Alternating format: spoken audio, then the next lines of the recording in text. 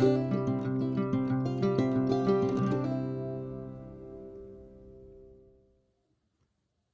day. Here we are again.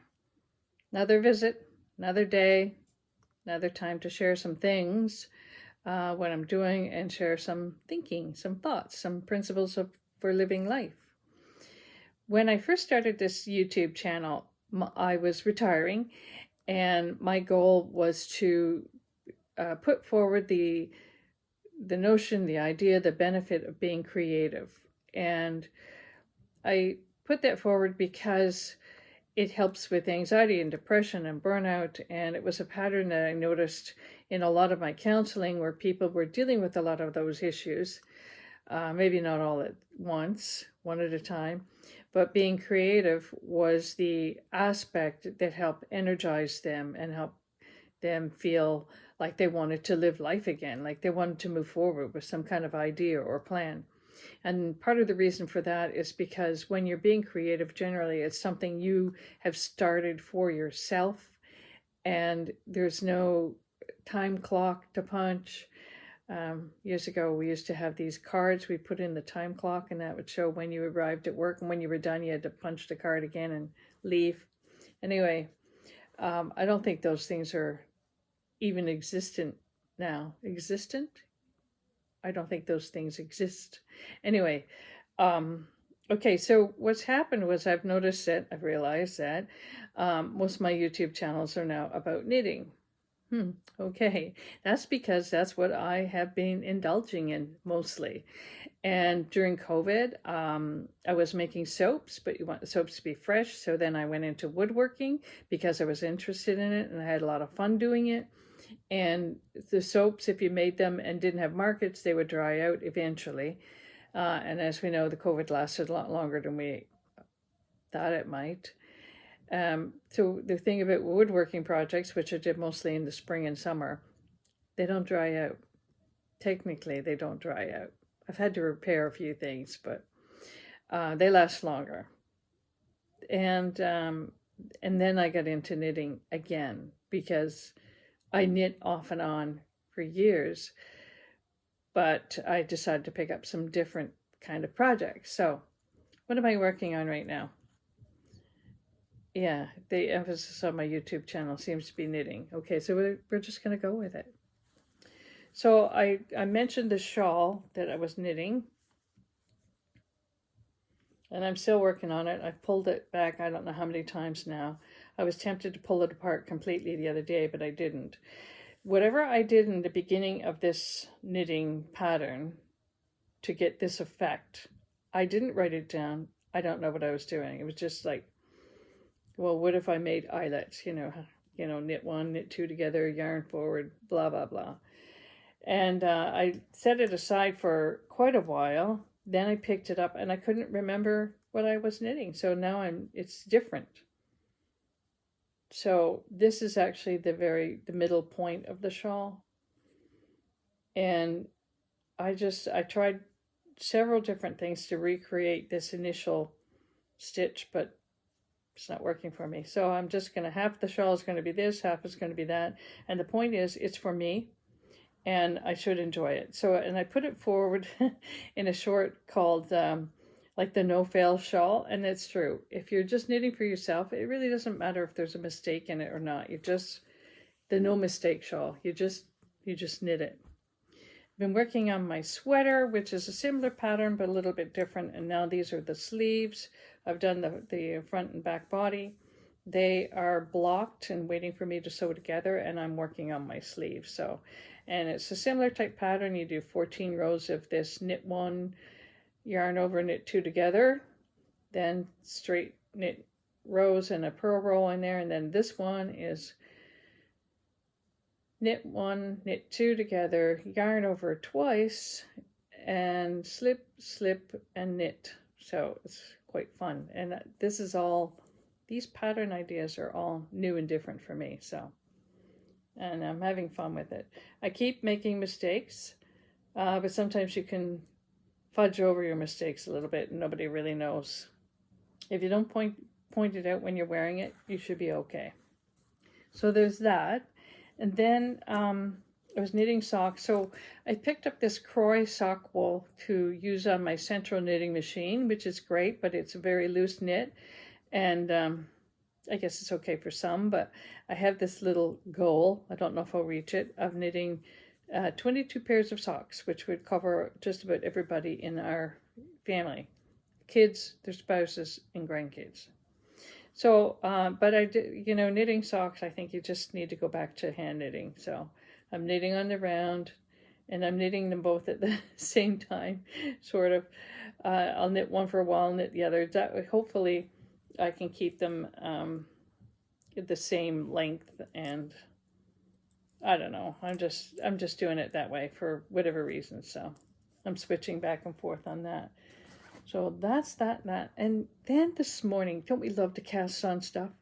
Because it's new, it's fresh. We like to try new things. I think most people do. And it gives you a little spring in your step. Ooh, I'm going to do this today. Okay. So I watch a YouTube video by Taylor Earl, Wool Needle Hands. And she designed this fingerless mittens, and I've knit fingerless mittens. They go up so far, and your thumb and the ends of your fingers are free, and they're very handy, especially as somebody said, like for texting. Not that I do a lot of that, I don't, but I found that I want some warmth when I'm driving the car, but I still want to be able to feel the steering wheel, or press a button to turn off and on the music, whatever it is I'm doing while I'm driving, safely, always safely. Anyway, so I was gonna buy her fire pit mitts, Taylor Earl's fire pit mitts, and she's on YouTube. You can find her, and I think she's got Ravelry and all these different things. So it's easy to find the mitts and buy them, buy the pattern if you want. But then I saw in Etsy, a mitten with an owl on the hand, and I thought that looked kind of interesting. So today I decided I'm going to buy the pattern. I'm just going to buy the pattern. And then I thought, well, she's got a link to a tutorial on how to knit it, so let's just look into that. So then I pulled out my Lion Brand Heritage wool, which I knew I had, and I pulled out my double point needles and I cast it on, and next thing you know, I made the left mitt except for the thumb. I haven't done the thumb yet. And there it is. Now this is the owl upside down. There he is, right side up. And I have to put little beads on for the eyes. But I've got some of this in pictures for you. It took me 2.5 hours to knit that up, so that was kind of neat. And of course I haven't done the thumb, but it won't be that hard to do or long to finish it.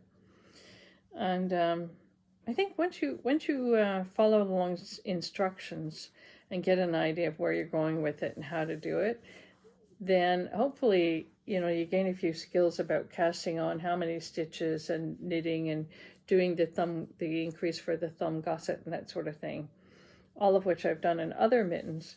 But you can extend this. I think the next set of mittens that I make, I will extend them, and you can make the cuff longer. There's two patterns what's the girl's name? Janis Frank. She had two patterns I purchased on Etsy. The first one I didn't realize was just knitting on 2 needles. And then I realized, okay, the tutorial she's giving was knitting on the round using double point needles. So I went back into Etsy and purchased that one too. So I'll try them both out, but this was fun, and I'll have to listen to her tutorial, I guess, to get the other mitt knit. And the nice thing about that is it's a quick endeavor, whereas the sweaters and stuff is much longer, takes more time.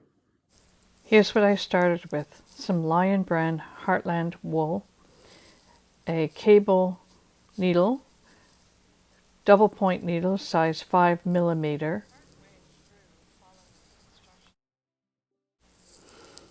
Part way through following the instructions for the pattern, you might feel like you're in the dark here because you can't see where it's going. So I called it operating in the dark. But eventually the pattern does begin to make sense, and you carry on and you trust in faith that it's just going to work out.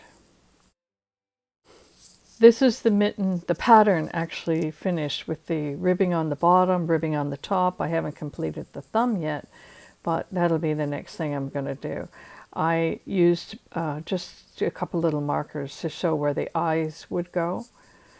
But what do you think? How does it compare to the picture in the pattern? Now I'm going to share some things about editing. If you know anything about creating YouTube videos, you realize that they all need to be edited. So everybody does it. Well, maybe there's somebody out there who doesn't. But now the thing about editing, there's a term I use for editing life, editing what we think. I'm going to try to refer to my notes here, and that'll make me less wordy while I knit my sock. Editing words. People say things they don't mean, especially in an argument. Oh boy, we've all been there. They say things like, they make derogatory terms, they say mean things at the time. My husband would call it in the heat of the emotion. Yeah, things rise up and we say things, and then later we have to apologize. They use derogatory terms, cutting the other person down. They make general statements like you always or you never. And I used to tell people in counseling that, you want to avoid those statements because, for example, something happens between a couple and then he says to her, this has just ruined my day, or this has ruined our vacation. Now the whole thing is wrecked. It's such a broad statement. Maybe an argument lasted 20 minutes, half an hour over something. Maybe they resolved the issue, maybe they didn't, but it doesn't have to cloud over and ruin and be the determining factor for the rest of the day or the vacation. So we need to avoid those always and never statements because generally they're not true. For example, somebody can say, I've always felt this way. Well, maybe you have, but in truth, when you really examine it, you might find that occasionally you feel this way or a certain way. So words fly out of our mouth unedited. And that's the thing. Not everything we think needs to be expressed. Not everything we think is expressed. We are in the process of editing our words all the time anyway. So you're in your work situation and you think, man, I hate my boss. I hate when he does that.